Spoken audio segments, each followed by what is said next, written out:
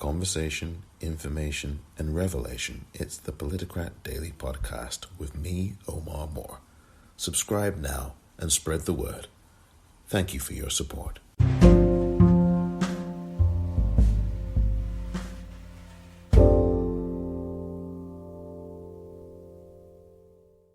Welcome to the Politicrat. I'm Omar Moore. It is Wednesday, December the 23rd, 2020. So it's important that we all minimize our social contact as much as is possible this Christmas, and that will help protect ourselves, our loved ones, and the whole country. On this edition of the Politicrat podcast, the coronavirus in the United Kingdom and what the government is doing about it or not doing about it, plus education in the United States, the appointment and the announcement specifically of Miguel Cardona, who Joe Biden has tapped as his next Secretary of Education. That all coming up next.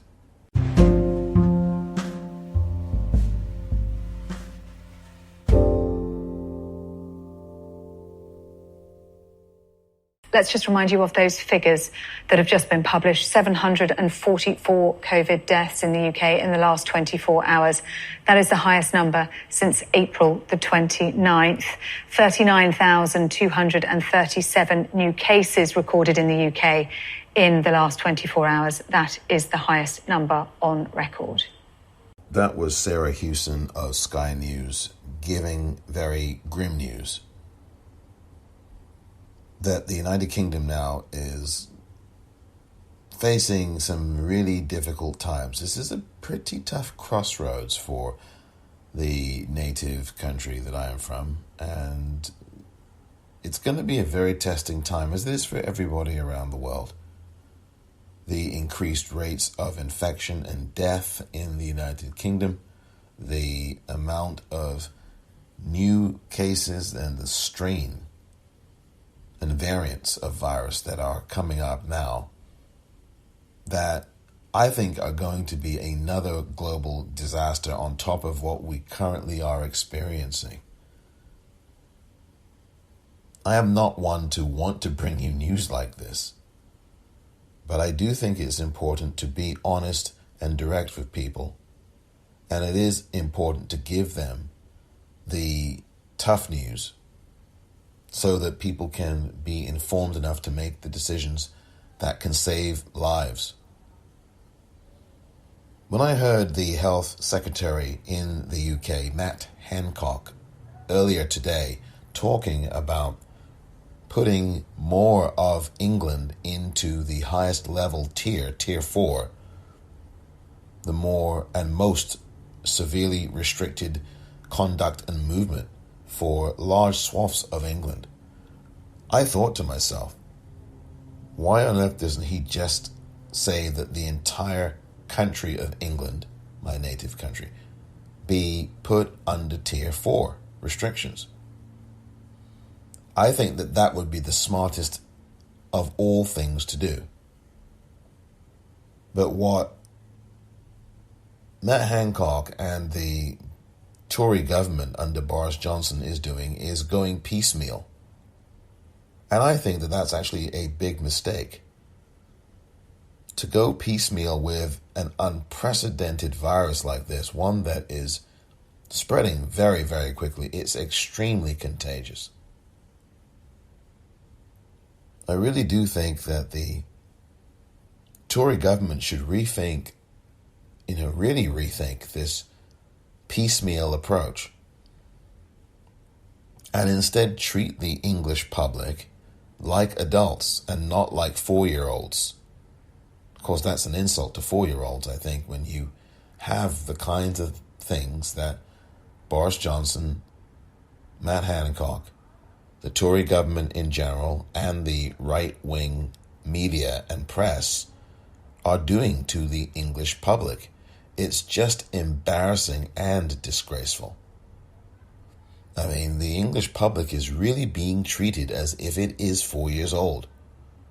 All of these very juvenile headlines coming out of the Daily Mail and the Daily Telegraph and the Daily Star and the Sun, all of these very amateurish, base level headlines that are completely clownish, all designed to mock the English public and to insult its intelligence. Meanwhile, you have Scotland and Wales and Northern Ireland that are treating its citizenry like mature adults. And I think that that is what England has to begin to do now. Matt Hancock and Boris Johnson and the government of the Tories in general must start to treat England and English people specifically like grown-ups, like the grown-ups that they are, and not treat them as if they are lab mice that need to be guarded and protected with the light-hearted approach. I am not saying that these folks are being sanguine about what's going on with this virus. Indeed, Matt Hancock today gave a pretty darn sober press conference briefing. But that sobering briefing is really very little unless you tell the English public, right, we're going to have to put all of you in tier 4, and it's going to be for the rest of this year into the new year, maybe the first or second week of January, until we start to get control of things here and try to manage and contain the virus as best we can. Here's what I want you to do. A, do this. B, do that. C, do this. And D, make sure that you do the other. What if Matt Hancock had done that in this press conference? I think in some ways it's worse to do what he did do, which was to add some 20 different counties or cities or towns across the south, west and southeast of England to tier 4. And then talk about this brand new strain of virus, this new variant, that has come from South Africa apparently, where 2 people inside the UK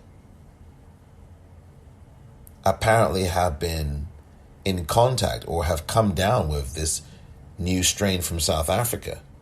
These 2 people had contact with people in South Africa or who had been there to South Africa, and they are now either they're infected with this more severe strain of virus, which now apparently affects younger people much more dramatically.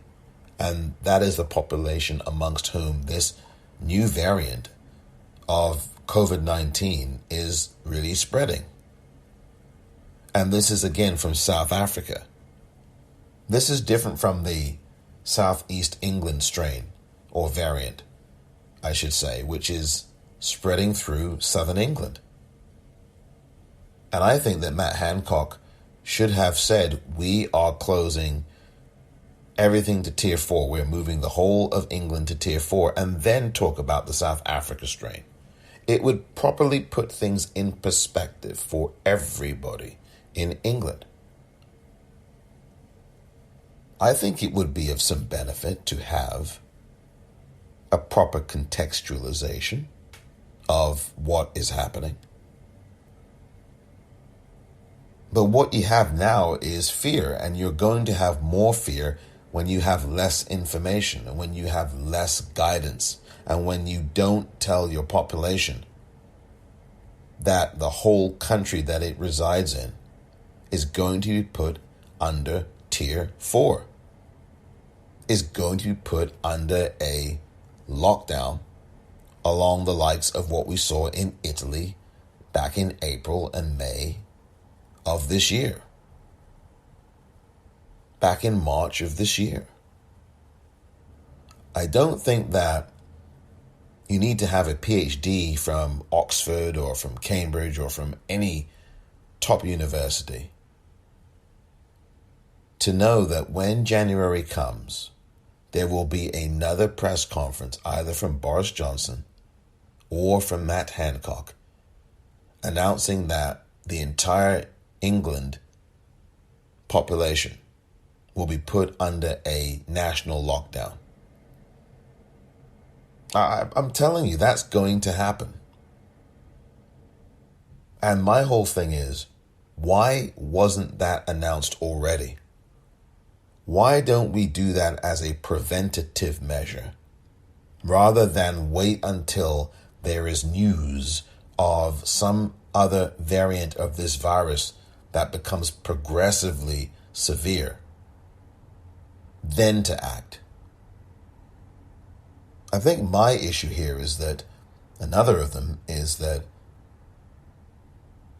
the UK government, the Tory government under Boris Johnson, is reacting and reacting and reacting rather than taking enough proactive steps to ward off these very fierce, contagious viruses and variants. I honestly think that had Matt Hancock today said, right, we're going to tier 4 for everybody,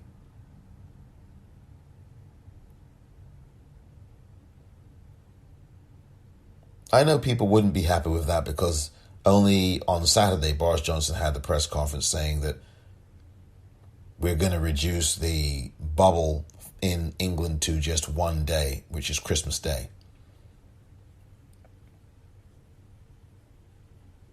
But I guarantee you, if you've got an even more resistant variant of this COVID-19 disease, this virus going around in England now, and with what we saw over the weekend with people fleeing London and crowds of people, even if it is isolated incidents of it, you do not need very many of those incidents to spread a virus. And even the fact that you've made it a 24-hour bubble, any risk of transmission of gatherings of two different households in any period of time is only going to invite this virus to be a very unruly guest in your home. I'm really concerned about this. I know you are too. And I'm concerned about where this is really headed for all of us, because it's only going to be a matter of time before this new variant of this virus finds its way to parts unknown and places known. Your place, my place, our places, anywhere around the world. It's just going to happen that way if we do not take a more serious approach and we must take this more seriously.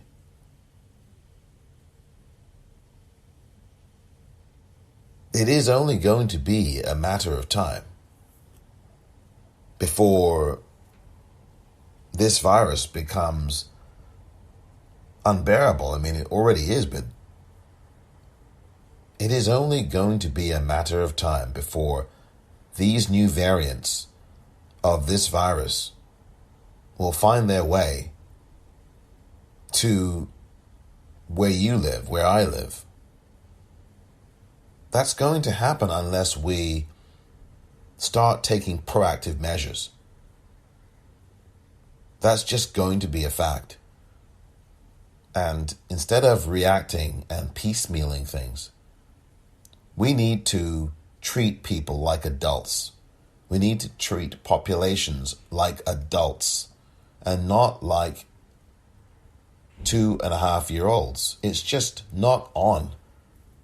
I don't think you can fashion a literate public health atmosphere if you are talking to people and saying, there, we just have to do this, we just have to do that. The virus is not talking in a language like that. The virus is not talking to you in its dulcet tones. It doesn't come to you with these soothing melodies. So why is it that Matt Hancock and Boris Johnson are talking about this virus as if it is somehow just a visitor and not as if it is an invader? That is the difference. And I think that is the difference between the way England is handling this and the way that Taiwan, South Korea, New Zealand, and other countries of that ilk are handling this virus. They are treating it in those other countries as if it is an invader. In England, Boris Johnson and Matt Hancock are treating this virus as if it is a visitor. And I've got to tell you that this is not the way to message public health, especially in the middle of a pandemic.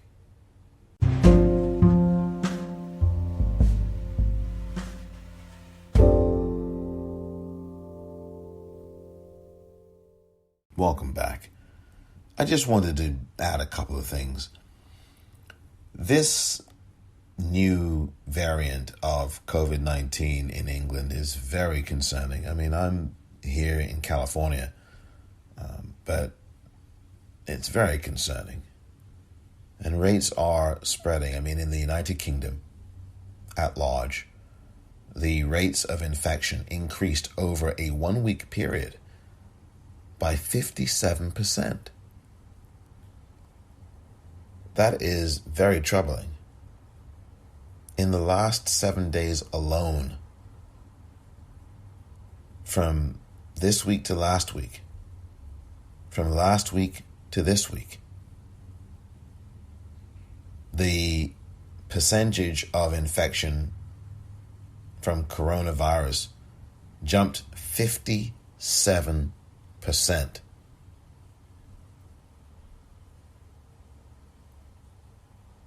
I really do think that Boris Johnson has no idea what he's doing as Prime Minister. And I've said this before.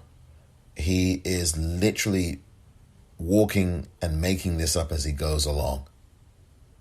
And he is not taking sufficient preventative measures, or at least proactive measures, to counteract what is a red alarm public health emergency. He simply isn't doing that. And I just wish that Matt Hancock had gone that extra mile today. I really do. Matt Hancock even said in his press conference today, "I hope that this is the last press conference I do before Christmas." And here we are, 2 days before Christmas, and Matt Hancock is saying that at his press conference. I always have believed that had the government of Boris Johnson's Tories decided to act earlier, and had Boris Johnson not skipped at least 4 COVID Cobra briefings in March of this year, I think the UK and particularly England would be somewhat better off than they are right now. Because if there had been a more severe lockdown than there was back in March and April in England, I think that the public now would be more mature and better prepared to deal with what we're seeing now in England. It is all very easy for Matt Hancock and for Boris Johnson to talk about personal responsibility And I agree that personal responsibility is very important when you're dealing with this virus. Of course people should wear masks. Of course people should physically distance. And of course people should avoid large gatherings. Of course people should wash their hands.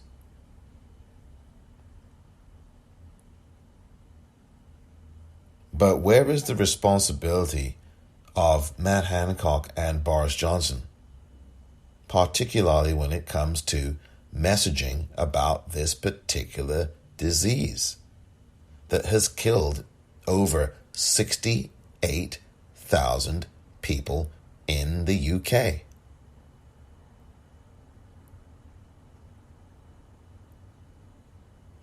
That is 1/10 of 1% of the population of the United Kingdom. 68,000 plus people and counting. Where is that sense of urgency? I don't sense that there is from here. And that's me sitting here in San Francisco, California, where I see my fellow country persons really struggling with this because you have a government that is not leading. How many times did Sir Keir Starmer, the opposition leader of Labour, tell Boris Johnson that he's got to act now and fast? How many times? How many times did Boris Johnson mock Sir Keir Starmer during Prime Minister's questions? How many times did he give Sir Keir Starmer nicknames? And how many times did Boris Johnson have to end up literally 2, 3 days later, a week later, 2 weeks later, on each occasion, having to do exactly what Sir Keir Starmer and others had called for prior?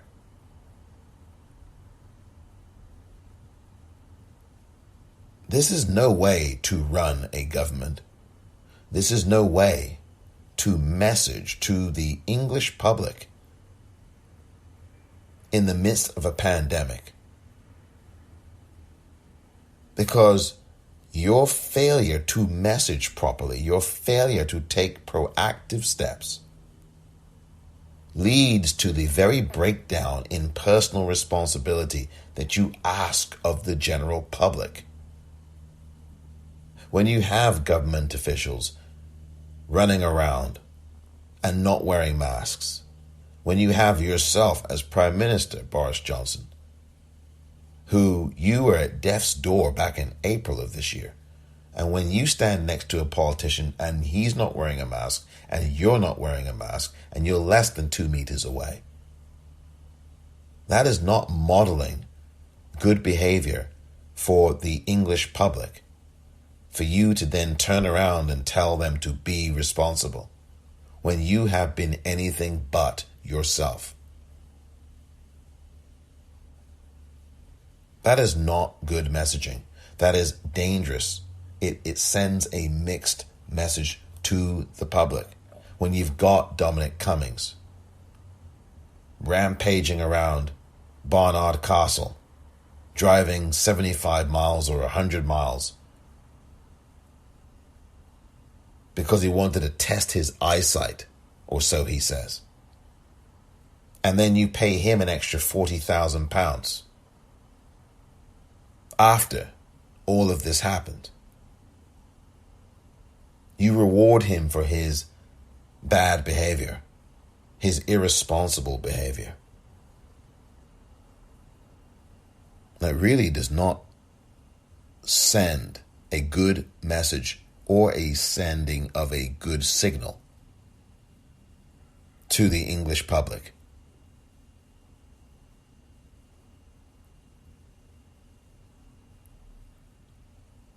If this new variant from South Africa is targeting young people, this is going to be a major disaster for all of us. Not just people in England, not just people in America, but everywhere. South Africa is struggling with this. So South Africa is affected. That means the African continent will end up getting affected. That means that anybody traveling to South Africa now has got to start exercising caution. I should really rephrase that and say any government now worth its salt should be forbidding travel to and from South Africa. I mean, that is what should be happening if it hasn't already. Of course, you would never know that by watching, I'm sure, the American news media. You'd probably have to read to find out if that's happening. Today, Matt Hancock imposed a ban on travel to South Africa, forbade flights going in and out of there, urged quarantines immediately if you've had contact with people who have been to South Africa in the last couple of weeks, or if you've been there yourself. My whole point here is that a whole lot more has to be done. Governments have to start treating their citizenry like adults, and in this case, Boris Johnson and Matt Hancock have to start treating the English public like adults.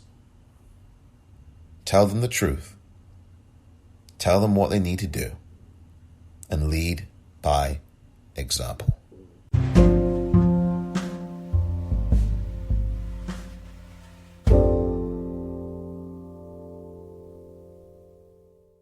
I know how challenging this year has been for students, for educators, and for parents. I've lived those challenges alongside millions of American families, not only in my role as State Education Commissioner, but as a public school parent and as a former public school classroom teacher. For so many of our schools and far too many of our students, this unprecedented year has piled on crisis after crisis.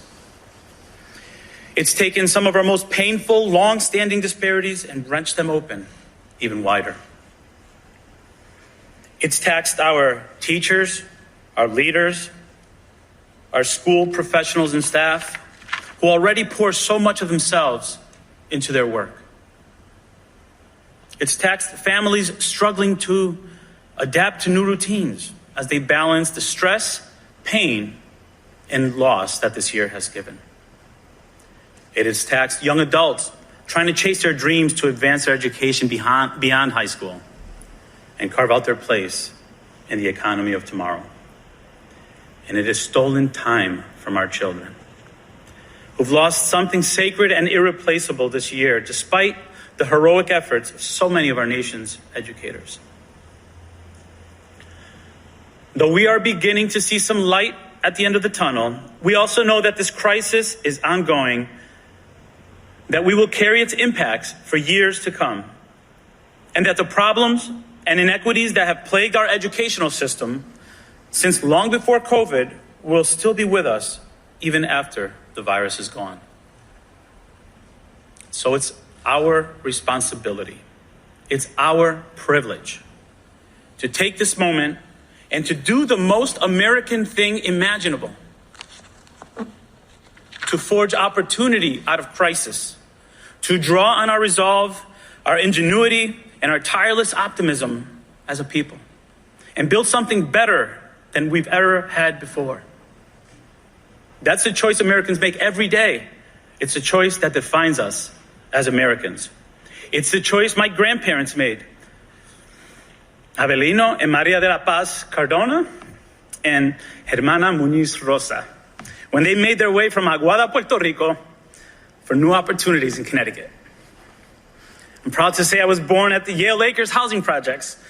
That's where my parents, Hector and Sarah Cardona, instilled early on the importance of hard work, service to community, and education. That was Dr. Miguel Cardona in Wilmington, Delaware today, as he spoke about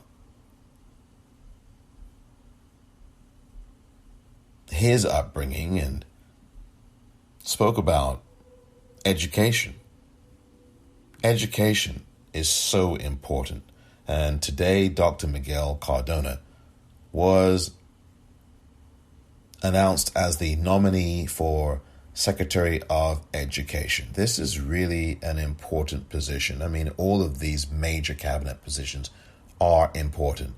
And I am very happy that someone like Miguel Cardona, Dr. Cardona, is being tapped for this position, because he has done, I think, a very good job in Connecticut. He is the education commissioner there. He has had nothing but positive reviews from what I have learned. He is someone who is young, which I think is important. I know that's going to sound ageist. That doesn't mean that people who are in their 70s, like Joe Biden, couldn't do this job. They can. I'm not talking about it like that. But what I mean is, Dr. Cardona is going to bring fresh ideas. That's what I mean. And I think he's 45 or 46 years old, so he's young. I mean, this guy's a young guy. He's a Latino, which, again, is a good thing, because we need to have more Latinos in these major positions. There are only, to the best of my recollection, 2 Latinos in top cabinet positions that I can think of off the top of my head. The other is Department of Homeland Security, and that would be the gentleman known as Alejandro, and I forget his last name. But the point is that there are only 2 Latinos in major cabinet positions in Joe Biden's admin. Now, someone can correct me if I am wrong, but I do not think I am. I think what I am not happy with, before I get back to Dr. Cardona, is that there aren't any Latinas. I don't see any Latinas in major cabinet positions. And as I said a few days back, Michelle Lujan Grisham, the governor of New Mexico, should have been on the list. In fact, she may have been, but I mean she should have been selected as the Health and Human Services Secretary. I just don't understand why she wasn't, and I should say, correct myself, there are 3 Latinos who are in major positions. Javier Becerra is the Health and Human Services Secretary, so that's actually 3. All Latino men, men, all 3 of them men. I think that one of those 3 positions should have been held by a woman, and specifically a Latina. Honestly, I think so. There's no reason why we couldn't have had a Latina be the Homeland Security Director. I don't see why that couldn't have happened. And I don't see why Michelle Lujan Grisham couldn't have been tapped as the Health and Human Services Secretary. But Joe Biden and his team who make these picks, they have their reasons for doing what they're doing. They're mostly moderate picks, overwhelmingly moderates. And again, these administrations are going to do that, but it is our job to push them. And it is our job to lobby them. Because Wall Street's going to lobby them, believe me. The big pharma is going to lobby Joe Biden. So why can't we? As I've said before, there is no reason why we cannot. So that is something that we've got to keep in mind here, as we are now exactly 28 days away from the swearing in of Joe Biden for president and Kamala Harris as vice president. This is going to be, again, it's going to be an historic event. It really will. 28 days from now, 4 weeks from today. Dr. Cardona, I think, is going to be really good as Education Secretary. I really do. Because I do think that, again, he's younger. And again, I mean this in terms of the ideas that he brings forth. He has been a success in Connecticut as the Education Commissioner. I've not read a bad word about him yet. I've not come across it. As you heard there, he spoke I just think he's got a certain level of personality to him as well that I think is going to be good. This guy has personality. I mean, again, you don't have to have personality to be an effective Secretary of Education, but I do think it is a good thing in any of these positions. But again, I risk veering into reality TV territory when I say things like that, because it's not about your personality in terms of getting this job as Secretary of Education. It's about your approach, what you do, what your ideas are, and how you work with others, and how you invite people to work with you.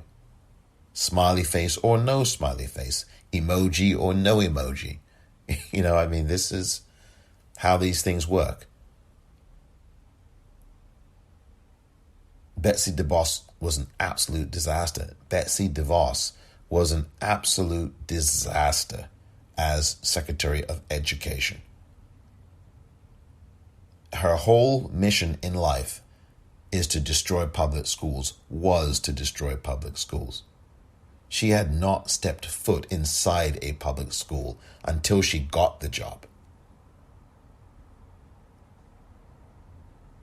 Next to that abominable failure named Betsy DeVos, anybody would be a ray of sunshine, an absolute ray of sunshine.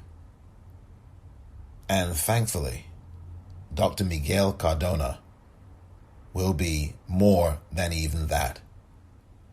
I guarantee you're going to see a very different approach with Dr. Cardona than you will and have seen from Betsy DeVos. Betsy DeVos had no experience in education whatsoever. She didn't even know basics when she was being questioned for her confirmation. And she barely got through. I think it was something like 51-49 or so in the U.S. Senate. I mean, it was that close. I think it was, if I'm not mistaken, I think Vice President Pence, I think Mike Pence had to come in and break a tie or something. It was that close. She just was not fit for the job. She wanted to privatize every darn thing in sight. And she actively defunded education. She also allowed for people who rape and assault people on campuses to keep doing it, and weakened the punishments and the restrictions on this behavior, and the complete relaxation of criminal penalties, administrative penalties throughout school systems. It was just horrendous as we look back at these 4 years in education alone. The continuing defunding of education over these last 40 years done by Republican administrations.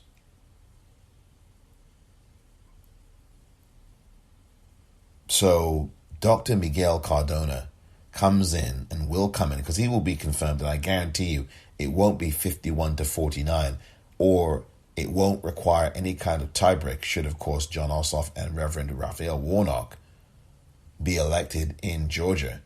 And please, Georgia, it's so important to get going on this.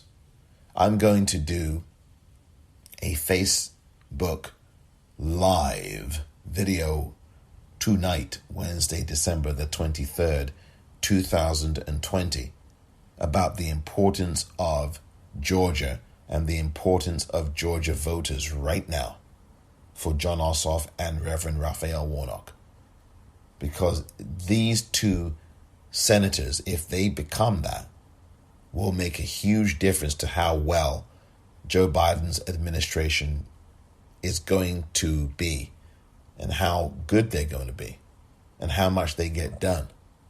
Because let me tell you something, these Republicans are already looking at 2022 and 2024. And so far, Speaker Pelosi has not been very helpful, and has actually given more fuel to 2022 for these Republicans than she has not. I mean, there are campaign commercials being cut right now with Nancy Pelosi. I'm guaranteeing you, the Speaker of the House. She's giving them campaign commercial material. And I've chronicled that here over the last day or two on this podcast. So there is no need for me to rehash it again. I am very thankful that we do have someone like Dr. Miguel Cardona to steer this ship, because I think he's going to be infinitely better after what we've had the last 4 years. If someone knows anything that is not so good about Dr. Cardona in terms of his career in education, please let me know on Twitter at @thepopcorn REEL. I really would like to know. I've not been able to find it yet.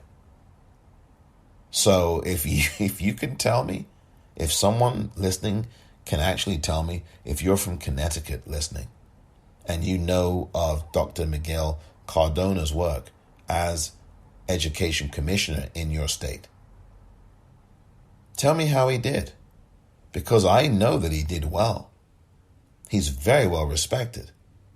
So I don't think he's going to have any problem being confirmed by the Senate. And those confirmation hearings will get underway soon after January 6th, and you will probably have, well, I think you will have, well, I know you will have a new Senate. And I am very confident about Jon Ossoff and Raphael Warnock.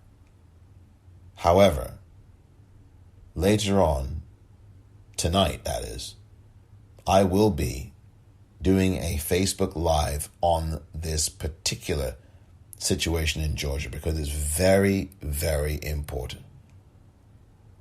So please tune in for that on Facebook. I do have a Facebook page for The Politicrat as well. I will put a link to the video. Once the video is done, I will add it to this podcast edition.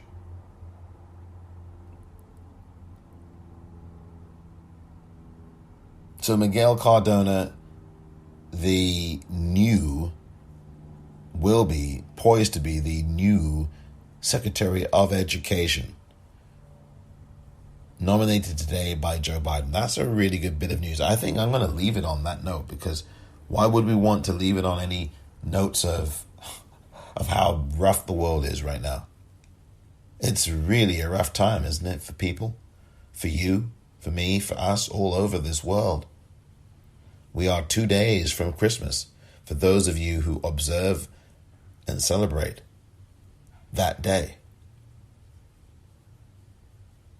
It's going to be quite something. And this will be an altogether different Christmas.